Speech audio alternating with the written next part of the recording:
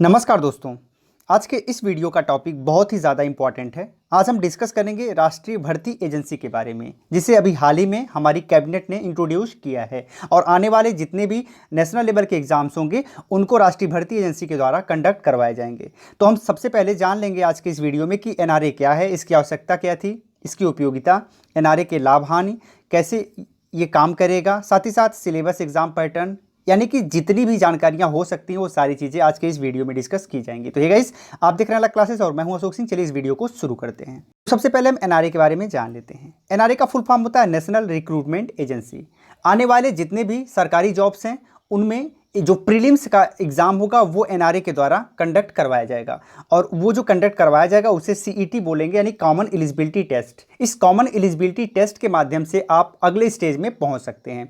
Guys, इसकी मांग काफ़ी दिनों से चल रही थी और इस बार का जो बजट पेश हुआ था उसमें इसको इंट्रोड्यूस भी किया गया था और बताया गया था कि फ्यूचर में हम प्लान कर रहे हैं कि एनआरए को लागू किया जाए और यह एक नेशनल लेवल की एजेंसी हो जो कि सारे के सारे प्रीलिम्स लेवल के एग्ज़ाम को कंडक्ट करवाए। तो यहाँ पर इसके कुछ की फीचर के बारे में हम जान लेते हैं। तो गाइज यहाँ पर बता दें कि ये प्रीलिम्स का एग्ज़ाम कंडक्ट करवाएगी, यानी कि आपको बता दें जैसे अभी आप एसएससी में जाते हैं तो एसएससी का प्रीलिम्स होता है, फिर आपको second year, third year, fourth year होता है। तो अब यहाँ पर क्या होगा, एसएससी का जो प्रीलिम्स है या फिर बैंकिंग का प्रीलिम्स है वो आपको अलग अलग नहीं देना पड़ेगा। एनआरए के द्वारा सीईटी में आपको बैठना पड़ेगा और फाइनली इसके स्कोर के अकॉर्डिंग आप किसी में भी अप्लाई कर सकते हो। जैसे कि आप आईबीपीएस में अप्लाई कर सकते हो, आप अप्लाई कर सकते हो एसएससी में, आप अप्लाई कर सकते हो रेलवे में। फ़िलहाल 3 ऐसे एग्ज़ाम कंडक्टिंग एजेंसी हैं जिनको अभी प्रीलिम्स के लिए साइड कर दिया गया है और फाइनली इन तीनों का एग्ज़ाम सीईटी के माध्यम से आपको देना पड़ेगा। यहाँ पर आपको बता देना चाहते हैं कि फ्यूचर में इसे और भी बड़े स्तर पर लागू करने की प्लानिंग है, जिसमें और भी बहुत सारी एग्ज़ाम कंडक्टिंग एजेंसियाँ हैं जिनको इसमें मर्ज कर दिया जाएगा। जैसे कि अगर हम अभी नेशनल लेवल की बात करें तो लगभग 20 से भी ज़्यादा एग्ज़ाम कंडक्टिंग एजेंसी हैं जो अलग अलग लेवल पर अपना एग्ज़ाम करवाती हैं, यानी प्रीलिम्स और मेंस एग्ज़ाम करवाती हैं। तो चलिए इसके कुछ बेसिक फीचर्स के बारे में भी जान लेते हैं। तो यहाँ पर जो फर्स्ट लेवल का एग्ज़ाम होगा वो एनआरए के द्वारा करवाया जाएगा और इसके स्कोर के माध्यम से आप किसी भी जॉब को अप्लाई कर सकते हो जो एग्ज़ाम कंडक्टिंग एजेंसी प्रीलिम्स के लिए इसमें मर्ज हैं। सेकेंड है कि मल्टीपल जॉब अपॉर्चुनिटी आपको मिलेगी, जैसे कि आप इसके स्कोर की मदद से एसएससी में जा सकते हो, रेलवे में जा सकते हो या फिर आप बैंकिंग सेक्टर में जा सकते हो, तो ये भी आपको लाभ मिलेगा। थर्ड है, यहाँ पर 3 लेवल के एग्ज़ाम ऑर्गेनाइज करवाए जाएंगे, यानी जो आपका सीईटी कॉमन एलिजिबिलिटी टेस्ट होगा वो 3 लेवल का होगा। एक तो जो वैकेंसीज हाई स्कूल से आती हैं उनके लिए अलग होगा, जो 12th से आती हैं उनके लिए अलग होगा और जो यूजी से आती हैं यानी कि जो आप बैचलर डिग्री के बाद अप्लाई करते हो उसके लिए अलग होगा। तो यहाँ पर 3 लेवल का सीईटी एग्ज़ाम टेस्ट करवाया जाएगा। इसके बाद यहाँ पर नेक्स्ट आता है कि 2 टाइम इन अ ईयर, यानी कि 1 वर्ष में 2 बार आपको यह एग्ज़ाम देने का मौका मिलेगा। यानी कॉमन एलिजिबिलिटी टेस्ट में आप वर्ष में 2 बार अप्लाई कर सकते हैं, एग्ज़ाम दे सकते हैं। इसका फॉर्म 2 बार आएगा। आप मान सकते हैं कि जैसे आप सीटेट देते हैं, टीचिंग के लिए सीटेट का एग्ज़ाम देते हैं, कुछ उसी प्रकार का ये एग्ज़ाम है। और फाइनली यहाँ पर बता दें कि ये एक डेडिकेटेड लोकल एग्जाम सेंटर भी आपको प्रोवाइड करेगा, यानी कि अगर आप जिस ज़िले के हैं चाहें तो आप उसी ज़िले में एग्ज़ाम दे सकते हैं, आपको किसी और ज़िले में जाने की आवश्यकता नहीं पड़ेगी। तो यहाँ पर आपको काफ़ी ज़्यादा लाभ होने वाला और ख़ास करके महिलाओं को तो और भी ज़्यादा लाभ होने वाला, क्योंकि उन्हें लोकल सेंटर मिल जाएगा। नेक्स्ट है group B and C post shortlisted. यहाँ पर आपको बता दें कि एनआरए के द्वारा सीईटी का जो एग्ज़ाम करवाया जाएगा बेसिकली ये group B and C post के लिए करवाया जाएगा। जो अराजपत्रित पोस्ट है उनके लिए ये एग्ज़ाम करवाया जाएगा। अब अराजपत्रित और राजपत्रित का मतलब ये हो गया कि जिनकी नियुक्ति खास करके राजपत्र में प्रकाशित की जाती है उन्हें हम राजपत्रित कहते हैं, और जिनकी नियुक्ति राजपत्र में प्रकाशित नहीं की जाती उन्हें हम अराजपत्रित कहते हैं। इनके पास कुछ अधिकार भी होते हैं, खैर वो हम किसी और वीडियो में अगर आपको आवश्यकता होगी तो हम डिटेल में बातें करेंगे। इसके बाद बता दें कि आप जब सीईटी एग्ज़ाम में बैठते हो और एग्ज़ाम आप क्लियर कर लेते हो, आपका सीईटी स्कोर अगले 3 वर्षों तक वैलिड होगा। अगले 3 वर्षों तक जो भी वैकेंसी आएगी उसमें आप इस सीईटी स्कोर को यूज़ कर सकते हो और उसके बेसिस पर सीधे आप उस वैकेंसी का मेन से एग्ज़ाम दे सकते हो। यहाँ पर बता दें कि आपको अनलिमिटेड चांसेस हैं, यानी कि अगर आप प्रथम बार अपीयर हुए और आप फेल हो गए तो आप अगली बार भी अपीयर हो सकते हैं। अगर आप प्रथम बार अपीयर हुए, आप पास हुए हैं लेकिन आपका स्कोर बहुत अच्छा नहीं है, तो आप चाहें तो नेक्स्ट टाइम में जो आता है उसमें भी आप अप्लाई कर सकते हैं और ईजिली आप उसमें जो है पार्टिसिपेट करके अपने स्कोर को इंक्रीज कर सकते हो। इससे क्या होगा कि आपको डिफरेंट एग्जाम्स के लिए जो फॉर्म भरने पड़ते थे, बहुत ज़्यादा आपका खर्च आता था, तो ये खर्च भी कम हो जाएगा और ये डेडिकेटेड एग्जाम होगा। यहाँ पर आपको बता दें कि मल्टीपल लैंग्वेज में भी आपको पेपर अवेलेबल होंगे। ये प्रयास किया गया है कि लगभग 12 लैंग्वेज में आपको सीईटी एग्जाम देने का विकल्प मिल सकता है।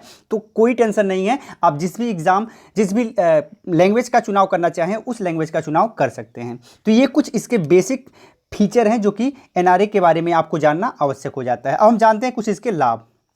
अगर हम इसके लाभ की बात करें तो यहाँ सबसे पहला लाभ होगा कि टाइम सेविंग होगी, यानी आपका भी समय बचेगा, यानी आपको डिफरेंट फॉर्म्स नहीं फिल करने पड़ेंगे। एक ही फॉर्म्स के भरने से आपको डिफरेंट चीज़ें मिल जाएंगी। तो यहाँ पर आपकी टाइम बच रही है। सेकंड टाइम जो बच रही है वो बच रही है डिफरेंट एग्जाम कंडक्टिंग एजेंसी की, क्योंकि उनके टाइम इसलिए बच रहे हैं क्योंकि उनके प्रीलिम्स एग्जाम को ऑर्गेनाइज नहीं करवाना पड़ेगा, वो सीधे पूरा का पूरा फोकस अपने मेंस एग्जाम में कर सकती हैं। तो यहाँ पर टाइम सेविंग हो रही है।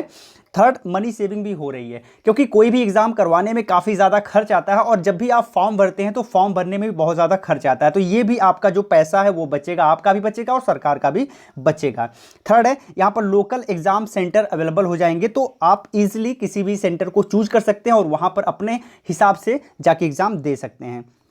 नेक्स्ट है, you can choose exam centre and time, यानी कि आप किस सेंटर को चाहते हैं वो भी चूज कर सकते हैं और किस टाइम को चाहते हैं, यानी किस टाइम में आपका एग्जाम होना चाहिए, उसमें जो भी टाइम निर्धारित है उस टाइम शेड्यूल को भी आप अपने हिसाब से चुन सकते हैं।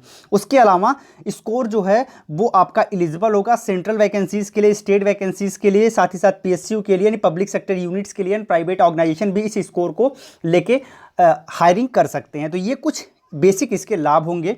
अगर यहाँ कुछ डिसएडवांटेज की बात करें तो यहाँ कंपटीशन बढ़ जाने वाला है, क्योंकि नेशनल लेवल पर एक ही एग्जाम होगा तो यहाँ पर कंपटीशन आपका बढ़ने वाला है। साथ ही साथ यहाँ पर एग्जाम का जो लेवल है वो भी बढ़ने वाला है, यानी कि नेशनल लेवल पर अगर एक ही एग्जाम करवाया जाएगा और वो एक नेशनल लेवल की एग्जाम कंडक्टिंग एजेंसी होगी जैसे कि एनटीए, तो हम कह सकते हैं कि यहाँ पर एग्जाम का लेवल भी बढ़ने वाला है, एग्जाम टफ होने वाला है। तो ये तो कुछ इसके डिसएडवांटेज हैं। खैर कोई बात नहीं है, कोई भी अगर नया फैसला होता है तो उसमें कुछ लाभ होते हैं और कुछ हानियां होती हैं। अगर हम इसके एग्जाम पैटर्न की बात करें तो एग्जाम पैटर्न अभी भी डिसाइड नहीं हुआ है। जैसे ही डिसाइड होता है हम आपको सबसे पहले बताएंगे कि इसका एग्जाम पैटर्न क्या होने वाला है। साथ ही साथ सिलेबस भी उसी समय डिसाइड होगा। खैर जब भी डिसाइड होता है सबसे पहले हम आपको सूचित करने का प्रयास करेंगे।